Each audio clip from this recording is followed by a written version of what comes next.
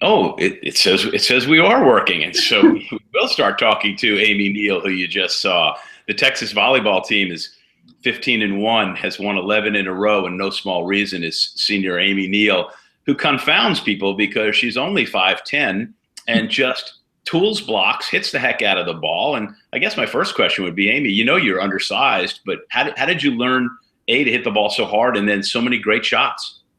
Well, I think it all started whenever I was about 15. When I played 15s at Austin Juniors, I knew I was clearly undersized, and they taught me like to focus on hitting line. And so since then, I think that's been like a big thing for me. And if I start forgetting it at Texas, Eric Sullivan always reminds me, you have to hit line, like it's your go-to because you're undersized. So if I hit cross court into a giant block, I have a very high chance of just getting roofed because I'm shorter. So I think it all started in club. They started teaching me how to tool. And then a lot has happened here where Jarrett always reminds me, make the block your friend. And we do this drill called 731 where you have 7 attempts and you can need 3 kills, 1 error. If you get 2 errors, you're out. So it's an out of system drill. So the liberos are setting you. And he always reminds me in that drill to use the block, go high hands, tool at line. So I always need to keep my speed and make sure that I don't just swing away into the block or I'm probably going to get blocked. So I think that's going to help me a lot in my success here. No, it's real interesting. I think a lot of players should take heed to what you're saying, and they don't have to be 5'10". They could even be taller and learn those things. Yeah. Your career has been real interesting to me because I know you from juniors, and then, of course, in high school, you guys went 50-0 your senior year. That's almost incomprehensible. It was awesome. There must have been so much pressure on you as a high school senior that year. Lake Travis, right there in Austin. Yes. It was a lot of fun. We had a really good coach. She came from A&M Consolidated High School, and she played volleyball at Texas A&M, and we always made it a goal to go undefeated. And she was like, well, you can't really like solely focus on being undefeated because that's like kind of unrealistic. But in the back of our minds, we were like, we're going undefeated. Yeah. Did you ever have any doubt, or were you one of those kids growing up in Austin, hey, I'm always going to be a Texas player and stay here at home?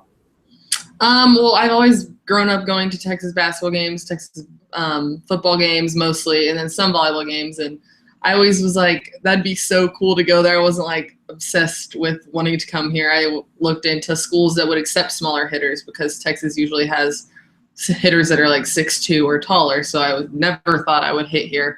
I was going to go to like maybe a smaller school that is known for undersized outsides. But I don't know. Once the opportunity came, I was like, I don't think I can pass up going to the University of Texas. So I took it, and I think it planned out well for me.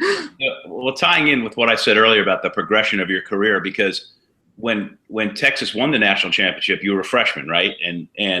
You didn't get into that match. Nope. But what were you thinking at the time, though, watching it? I mean, I'm sure you enjoyed it just as much. Yeah. But you're watching that team, and then and then you've played more and gotten better and better each of the last 2 years. Some really, really tough losses. And I'm thinking, of course, last year to BYU in the semifinals, and now you're the go-to person and the force on one of the very best teams in the country. It's got to be pretty cool. Yeah, it's been a lot. I think my freshman year, I was behind Haley and Bailey, but I was kind of a DS as well. So I came here as a back row player, and they were like, maybe you can hit here. And then I was like, well, I'm going to try to hit here because I was used to being a 6 rotation player.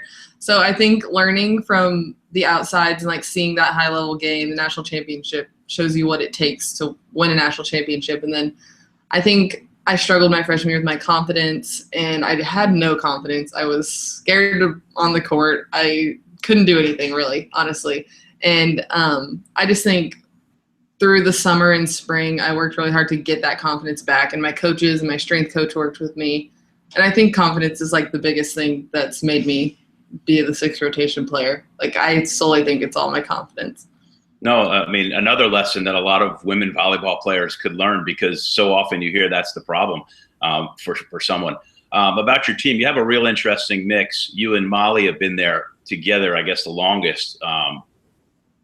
Could you just talk a little bit about the mix of players that you have? I mean, you have one of the shortest setters in the country, yet, that obviously is not a problem.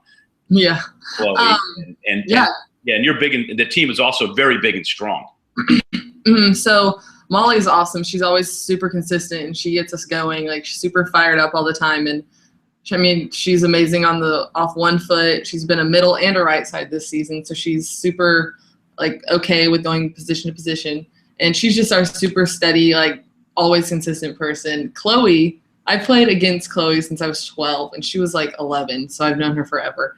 And I think it is awesome that she's undersized and setting, because you don't see 5'6" setters all the time setting a 5'1". So I think our team's super balanced. We have a Chi in the middle who jumps crazy high, and we have Yazzie on the right side who is a super strong hitter, or we have Morgan Johnson, our freshman, in the middle. So I think we're super balanced, and we have a really deep bench, and I think that helps us a lot. I don't think it's like one go-to player in games. I think anyone any given night is doing well, and Paulina's doing a really good job too at putting up really good numbers, and she's like our fire. She's always going on the team.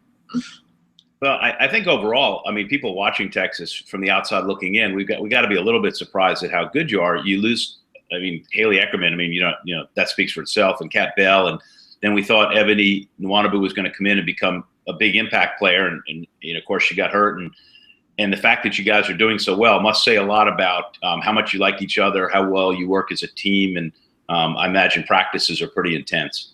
Yeah, they make sure that we are always competing in practice and going 100%. And I think a big thing with this team is our communication and trusting one another and buying into the system. I think in the beginning of the year, we kind of like were all over the place with our system, and our coaches were just like, stay with the system and you'll be fine. And I think, I don't know, I just think we're all very trusting of one another on the court, and we know each other's roles. We hold each other accountable, and anyone can do good. I don't think it's like pressure on one specific person. I think it's really cool that we're really balanced. Well, Amy Neal won't toot her own horn, but she's coming off a 20-kill performance in 4 sets against Oklahoma. You're averaging over 4 kills a set. You're the leading attacker on a team that has, certainly has to be one of the favorites to contend for or win the national championship. And so it's, I've been a big fan of yours. It's a pleasure to be able to talk to you, and hope you finish up strong here. I know you're looking forward to it. Yes, I am. It's weird. It's going by really fast, but I'm excited. I think it'll be a fun season. I also think it's really cool. I think a lot of teams this year have a chance. I think anyone can beat anyone. It's kind of crazy. You're seeing numbers and rankings going all over the place. So I think it's kind of cool, though, that there's a bunch of really good teams this year.